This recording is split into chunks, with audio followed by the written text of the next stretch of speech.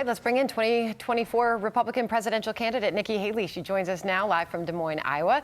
Ambassador, welcome to you. Good to have you on the program. So the president officially starts campaigning for 2024 with a focus on Donald Trump.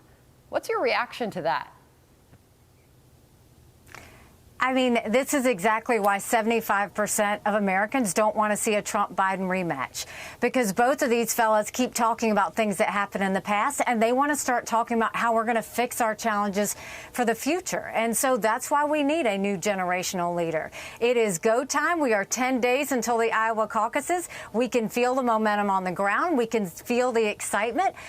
This is the start of really getting America back on track and leaving the negativity and the baggage of the past and moving forward as a country. Governor, I want to ask you about something you said in a town hall on another network last night when you were asked by a viewer or an attendee to explain your pledge to pardon former President Trump if you become president. Listen here. If we're talking about a pardon, you're assuming he's guilty, because nobody gets pardoned if you're not guilty. And so I honestly do believe, just like they did with Nixon, you've got to say what's in the best interest of the country. And I think pardoning Trump and moving on is in the best interest of our country if we're going to heal and if we're going to get back together and get out of the chaos. So you said that you would pardon him if he is convicted. You say nobody who gets a pardon who's not convicted. But President Ford preemptively pardoned former President Nixon. Nixon hadn't been charged with anything. We don't know when these Trump court cases are going to finish up or even when they're going to go to court. So if you become president, would you pledge to preemptively pardon him or only if he is found guilty? Well, I think you only do it if someone's found guilty. So, you know, what I'll say is this is about moving the country forward. And the last thing we want to see is an 80-year-old former president sitting in jail. Instead, we want to say, OK, how do we put the past behind us and move forward as a country?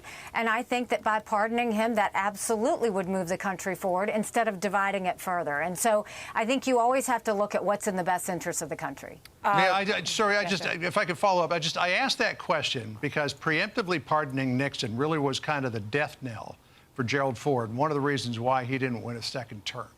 So that's why I'm wondering, if that court case was still going on, would you take the political risk and say, I don't want to see this court proceeding go any further, I'm going to pardon him now? I actually think you need to let it play out. I would think President Trump would want to play it out just to be able to go and, you know, you're innocent until you're proven guilty. And I would think that he would want to fight for his innocence first. So I don't see a scenario where you go and you preemptively do anything. I think you have to always let things play out, you know, and see if it's a crime. Let him go and defend himself. And only then do you sit there and look at whether you're going to pardon, as if someone's found guilty. Okay, so while Biden is launching his campaign, Ambassador, with a focus on Donald Trump is focusing an attack on you in his latest ad over the border. Listen. Haley and Biden oppose Trump's border wall, confirm warnings of terrorists sneaking in through our southern border. Yet Haley joined Biden in opposing Trump's visitor ban from terrorist nations. Haley's weakness puts us in grave danger. Do you truly oppose a border wall? Isn't that sweet of him spending so much time and money against me? You know, I think that, first of all, it's a complete lie.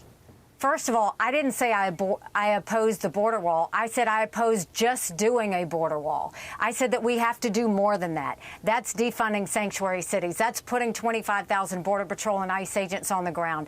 That's making sure we go back to remain in Mexico so we don't allow anyone on U.S. soil. That's, instead of catch and release, going to catch and deport. So there's no truth in that. I, as governor, passed one of the toughest illegal immigration laws in the country. And we would do that nationwide. We do a national E-Verify that requires every business to prove that the people they hire legally. So no, there is no truth to that. But, you know, I always say that, you know, if they've got a lie to win, they don't deserve to win. And I think that that's the American people can see through that. You know, you're in Iowa right now, Governor. You will be in New Hampshire after the primary, after the caucuses there in Iowa.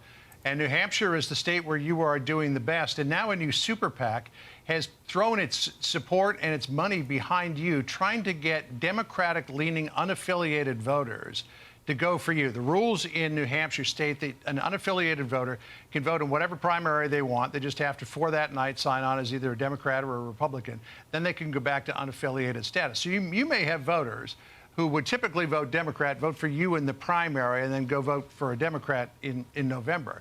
But I'm wondering, are you willing to accept the support of democratically leading voters there in the Granite State just to beat President Trump? Well, first of all, I haven't heard of what you're talking about, so I'm not sure what group that would be. But secondly, what I will tell you is I am doing what I have told the Republican Party to do. We've lost 7 out of the 8 last votes for president, popular votes for president. That's nothing for Republicans to be proud of. We should want to win the majority of Americans. So I want to bring in conservative Republicans, moderate Republicans, independents. And if we can pull over conservative Democrats, pull them over. But I want those that are going to vote for me in a primary to vote for me in a general. That's what we're looking for, because we're trying to make a movement to change our country, to take our country going forward. And we're seeing that. We had 700 people at our last town hall in New Hampshire. There were hundreds at all of our locations there.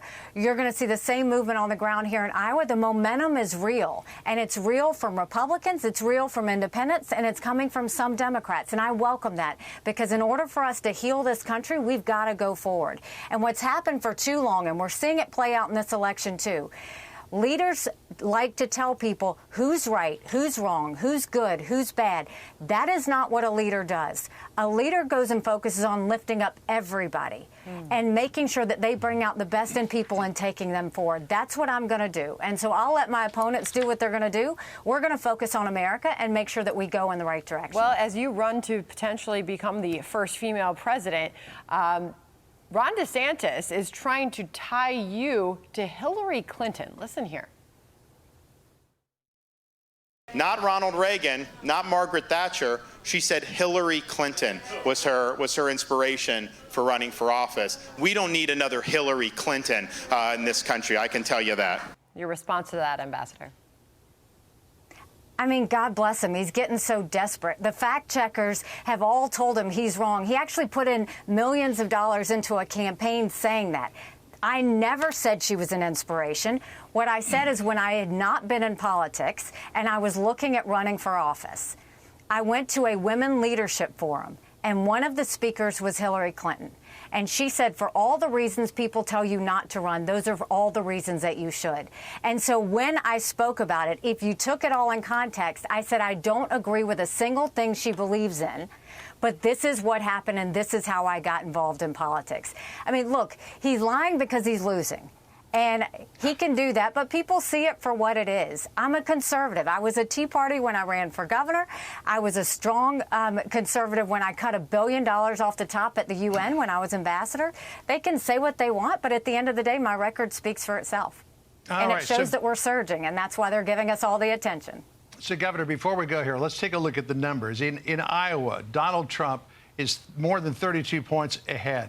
In New Hampshire, he's 21.5 points ahead. South Carolina, he's 30 points ahead. Nevada, this is an old poll, 52 points ahead. Michigan, he's 47.5 points ahead. Lay out a roadmap for us, if you could now, for how you overcome what would appear to be an insurmountable lead. I can't wait to tell you guys I told you so. Y'all are so focused on writing an obituary. And I'm telling you, the American people decide this. And you talk to Iowans on the ground. You talk to Granite Staters. You talk to South Carolinians. And you tell me if they say they want to go in the same direction of the past or if they want to go forward. The numbers are moving. You will see this play out. January 15th, we will see where we start. We'll go into New Hampshire. We'll gain strength. We'll go into South Carolina. We'll continue to push forward. And then we're going to finish it. And I truly believe that. And I know that because I don't want my kids to live this way. Every other set of parents don't want their kids to live this way. We all know we deserve better. We deserve a government that's not wasting money and is focused on getting inflation down. We deserve an education system where our kids can read. And it goes back to the basics. We deserve a border that is secure, no more excuses. We deserve a country with law and order. And we deserve a country that is going to be safe around the world because we're strong and we're proud. And that's going to happen, and I'm going to make that happen. We are just 10 days out now from Iowa, so we'll see how things turn out there before we know it. Ambassador, always good to see you, and thanks for coming on today.